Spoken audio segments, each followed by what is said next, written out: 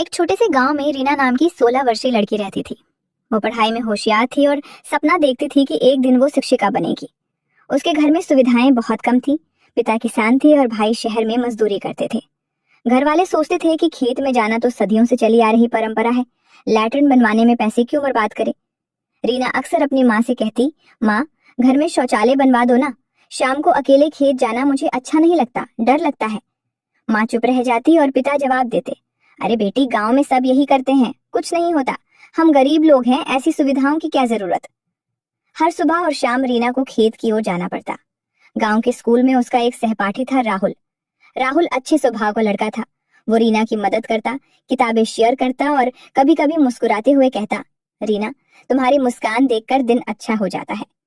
रीना शर्मा जाती और हल्के से जवाब देती, राहुल तुम भी अच्छे हो। दोनों के बीच हल्की फुल्की दोस्ती थी। राहुल रीना को घर तक छोड़ने की कोशिश करता, लेकिन रीना कहती, घर वाले देखेंगे तो गलत समझेंगे। एक शाम को जैसे ही रीना खेत से वापस लौट रही थी, दो अजनबी युवकों ने उसे घेर लिया। उन्होंने उसके साथ गलत व्यवहार किया।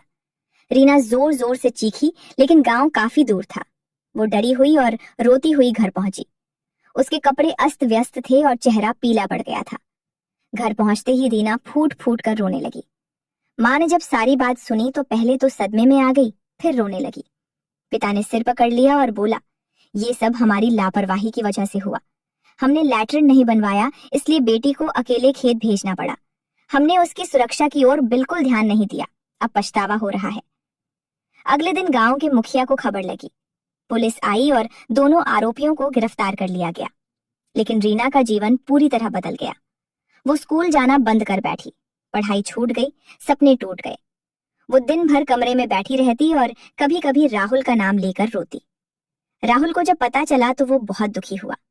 वो रीना के घर आया और माँ से बोला, आंटी रीना को समझाइए, वो अपनी पढ़ाई छोड़ ना दे, मैं उसका दोस्त हूँ, मैं मदद करूंगा। धीरे धीरे गांव में इस घटना की चर्चा फैल गई। लोग कहने लगे कि कैसे एक छोटी सी लापरवाही ने एक होनहार लड़की का भविष्य अंधकारमय कर दिया। मुखिया ने गांव की सभा बुलाई और कहा, भाइयों, एक लैट्रिन की कमी ने हमारी बेटी की इज्जत और भविष्य पर हमला कर दिया। साफ सफाई सिर्फ स्वास्थ्य की नहीं, बल्कि हमारी बहू बेटियों की सुरक्षा की भी कुंजी है। इस घटना के बाद गांव में बड़ा बदलाव आया। कई परिवारों ने तुरंत घर में शौचालय बनवाए। स्कूल में लड़कियों के लिए अलग शौचालय बनाने का काम शुरू हुआ। स्वच्छ भारत अभियान के तहत सरकारी मदद ली गई।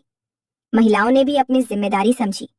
रीना की मां ने अन्य महिलाओं को इकट्ठा किया और कहा, बहनों, हम अपनी बेटियों की सुरक्षा के लिए आवाज उठाएं। घर में शौचालय बनवाना कोई शौक नहीं, बल्कि जरूरत है।